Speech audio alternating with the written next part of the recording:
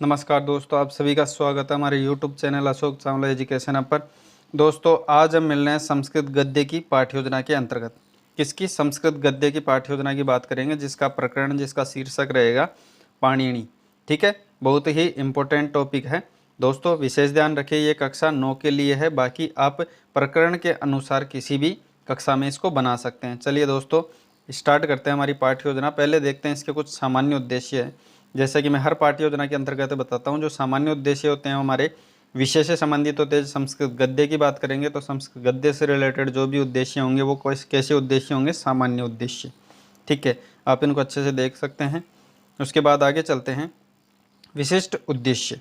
विशिष्ट उद्देश्य होते हैं वो हमारे प्रकरण से संबंधित होते हैं। जैसे कि आज का हमारा प्रकरण है पाणिनि, तो पाणिनि से रिलेटेड जितनी भी जानकारी है हम बच्चों के सामने आज प्रस्तुत करेंगे। ठीक है, पहले आगे चलते हैं दोस्तों, इनको आप अच्छे से देख सकते हैं। पहले देखिए सहायक उपकरण।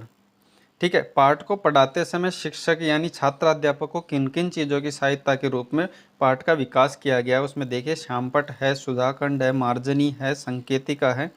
ठीक है, और लपेट फलम, जिसे हम संस्कृत में आकुंचन फलक लिखना उचित माना गया है, तो आकुंचन फलक लिख लेना इसकी जगह तो ज़्यादा उचित रहेगा। उसके बाद आगे चलते हैं पूर्व ज्ञान।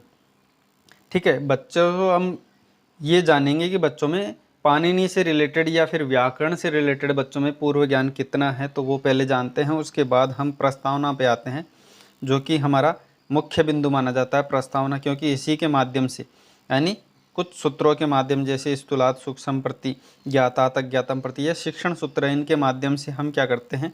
पाठ का निष्कासन करते हैं, यानी जो पाठ का जो हमारा शीर्षक है उसका निष्कासन यानी उसको निकलवाते हैं बच्चों से।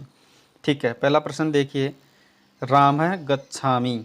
ठीक है, रामः गच्छामि इति वाक्यम शुद्धम अशुद्धम वा। रामः गच्छामि, ये वाक्य शुद्ध है या अशुद्ध है?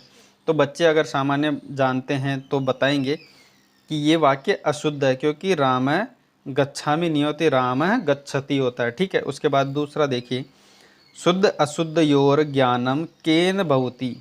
ठीक है, शुद्ध और अशुद्धता का ज्ञान कहाँ पे होता है? तो वो व्याकरण के अंतर्गत होता है। ठीक है, अगला प्रश्न देखिए, तीसरा प्रश्न, व्याकरणस्य रचना क्या कृतवान। व्याकरण की रचना किसने की थी? महर्षि पाणिनि ने की थी। ठीक है, आगे चलते हैं। थोड़ा क्लियर नहीं दिख रहा होगा तो मैं बोल के बता देता हूँ इसको। चौथा प्रश्न देखिए, भवन्तः पाणिनि विषय किम किम जानन्ति। कि आप पाणिनि के विषय में क्या क्या जानते हैं? तो उसमें जिज्ञासात्मक प्रश्न रहेगा, क्योंकि संपूर्ण जानकारी बच्चों को नहीं होती है, इसीलिए हम पाठ को पढ़ाते हैं। ठीक है, आगे चलते हैं हम उद्देश्य कथन पर। अब देखिए दोस्तों, उद्देश्य कथन। उद्देश्य कथन में क्या होगा कि बच्चे जब समस्यात्मक उत्तर देते हैं तो हम कहते हैं कि आज हम महर्षि पाणिनि के विषय में विस्तार से जानेंगे। बच्चे इसको ध्यानपूर्वक सुनेंगे। ठीक है, उसके बाद देखिए प्रस्तुतिकरण। प्रस्तुतिकरण में क्या होता है कि बच्चों को हम जो भी हमारी विषय वस्तु आज हम पढ़ाने वाले हैं महर्षि पाणिनि के बारे में, तो उनसे रिलेटेड जो भी हमारी विषय वस्तु है वो बच्चों के सामने हम प्रस्तुत करते हैं, यानी पूरे विषय वस्तु को बच्चों के पढ़ाते हैं। ठीक है, बहुत डिटेल से समझाते हैं। उसके बाद आदर्श वाचन विशेष है, प्रथम बिंदु है। इसमें क्या है कि प्रस्तुतिकरण में ही यही कार्य छात्र अध्यापक करता है, आदर्श के रूप में करता है, सभी बच्चों का आदर्श बन के पाठ्य योजना का निष्कासन करता है, यानी पूरी पाठ्य योजना का प्रस्तुतिकरण करता है। इसमें ध्यान रखा जाता है कि वो जो पाठ्य वस्तु है, जैसे हम आज इसमें बात करें कक्षा 9 की, तो कक्षा 9 के स्तर के अनुसार होना चाहिए। ठीक है, चिन्हों के अनुसार आरोह अवरोह का विशेष ध्यान है, शुद्धता का एवं स्पष्टता का विशेष ध्यान रखा जाता है। ठीक है, उसके बाद है अनुवाचन। अनुवाचन में क्या होता है, जब छात्र अध्यापक विषय वस्तु प्रस्तुत कर देता है तो कुछ छात्रों के द्वारा विषय वस्तु को पुनः दोबारा छात्रों के माध्यम से पढ़ाया जाता है, और बाकी जो बच्चे होते हैं, बाकी जो छात्र बच जाते हैं तो वो ध्यानपूर्वक उसको सुनते हैं। उसके बाद देखिए अशुद्धि संशोधनम, यानी जब पाठ पढ़ाते समय, पाठ पढ़ते अनुकरण वाचन करते समय बच्चे जब पढ़ते हैं तो कुछ शब्दों में अशुद्धियाँ हो जाती है, तो उन अशुद्धियों को छात्र अध्यापक क्या करता है? ब्लैक बोर्ड पर लिखता रहता है। ठीक है, और जब ये ब्लैक बोर्ड पर कुछ अशुद्धियाँ जैसे दिखती है, ठीक है, तो उसका काठिन्य निवारण छात्र अध्यापक बच्चों के सामने ब्लैक बोर्ड के माध्यम से उनके संयोग से कक्षा के अंतर्गत ही करता है, ये विशेष ध्यान रखिए। ठीक है, इसमें जैसे कि शब्द है, जहाँ पे ये इसमें देखिए अब्ध।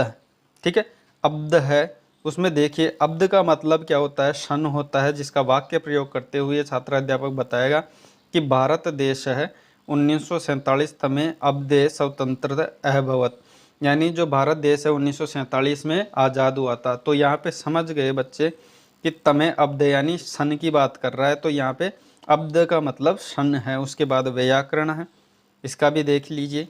उसके बाद देखिए बोध प्रश्न। जब बच्चों को इतना कुछ पढ़ा दिया, इतना ज्ञान हमने पाठ का निष्कासन कर दिया, बच्चों के सामने प्रस्तुत कर दिया, तो बच्चों को ज्ञान कितना हुआ ये जानने के लिए क्या करता है छात्र अध्यापक, बोध प्रश्न यानी ज्ञान जानने के लिए प्रश्न करता है। देखे उसमें पहला प्रश्न, पाणिनि है जन्म कदा अनुमीयते, ठीक है, पाणिनि का जन्म कब हुआ था, तो 500 ईसा पूर्वम।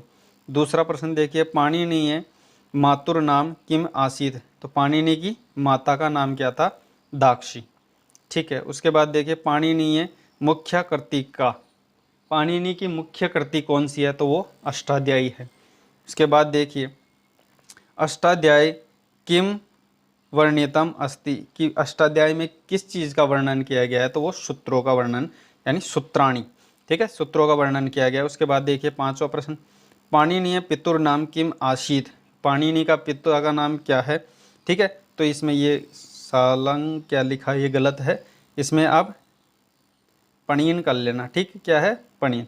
तो पाणिनि के पिता का नाम क्या था, पणीन, ठीक है। उसके बाद आगे चलते हैं मौन वाचन। इसमें क्या होता है, छात्र अध्यापक बच्चों को निर्देश देता है कि आप मौन रहते हुए शांति से पाठ का वाचन करें, पाठ को पढ़े लेकिन शांत अपने मन के अंतर्गत, ठीक है। और जो छात्र अध्यापक होता है वो बच्चों का निरीक्षण करता है कि बच्चे पढ़ रहे हैं कि नहीं पढ़ रहे, वाचन कर रहे हैं कि नहीं कर रहे हैं, ठीक है। उसके बाद आगे चलते हैं अपने अगले बिंदु पर, विचार विश्लेषणात्मक प्रश्न। इसमें क्या होता है, छात्र अध्यापक छात्रों की कल्पना शक्ति को जानने के लिए और उनकी तर्क शक्ति और विचार शक्ति को परखने के लिए ऐसे प्रश्न करता है जो थोड़े पाठ से अत्यधिक विचारणीय हैं, यानी पाठ को तो रिलेटेड करते हुए हैं लेकिन थोड़े अत्यधिक विचारणीय, थोड़ी डिटेल से बताएगा। इसमें क्या है, संस्कृत जगति पाणिनि कथम बहुपकारम कृतवान, कि संस्कृत जगत में पाणिनि ने कौन से उपकार किए हैं। देखिए उसमें बच्चे जवाब देंगे, संस्कृत व्याकरणम विरच्य पाणिनि संस्कृत जगति बहुपकारम कृतवान, यानी संस्कृत जगत में पाणिनि ने क्या किया था, व्याकरण की रचना की थी, ठीक है।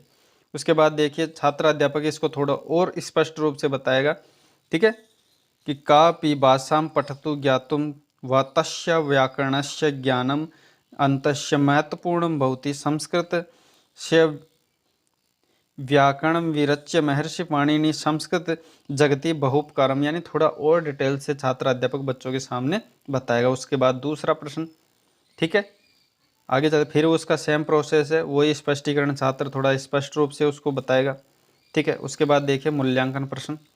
मूल्यांकन प्रश्न में क्या हो, जब पाठ का संपूर्ण निष्कासन हो गया, बच्चों को संपूर्ण समझ में आ गया, उसके बाद देखते हैं कि संपूर्ण पाठ को लेकर बच्चों में कितनी जानकारी हुई है। तो वो जानने के लिए बच्चों का आकलन करने के लिए, मूल्यांकन करने के लिए मूल्यांकन प्रश्न किए जाते हैं, जिसमें देखिए पहला प्रश्न, ये संपूर्ण पाठ पर आधारित होते हैं।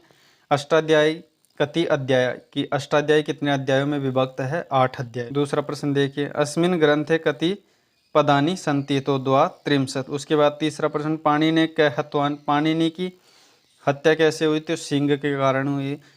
जाम्बीवती विजयम कश्य कृति, की जाम्बीवती जो विजयम है वो किसकी कृति है, वो पाणिनि की कृति है, ठीक है। उसके बाद देखिए गृह कार्य जो हमारा अंतिम बिंदु है, अन्येषाम व्याकरणानाम नामानि लिखत, कि बच्चों को कहेंगे कि आप भी अनेक जो व्याकरण हुए हैं पाणिनि के अलावा उनके नाम भी लिख के लाएं, और पाणिनि के बारे में जो डिटेल्स आप जानते हो उसके अपने भावों में प्रकट करके लेके आएँ। तो ऐसा हम बच्चों को गृह कार्य देते हैं। दोस्तों आशा करता हूँ ये पाठ्य योजना आपको बेहद ही रोचक लगी होगी, बहुत अच्छी लगी, आपको सपोर्टेड रही होगी। तो दोस्तों ये पाठ्य योजना सच में आपके सहायता के रूप में काम आई है, तो वीडियो को लाइक करना और एक अच्छा सा कमेंट भी छोड़ना। बाकी वीडियो देखने के लिए आपका बहुत बहुत धन्यवाद।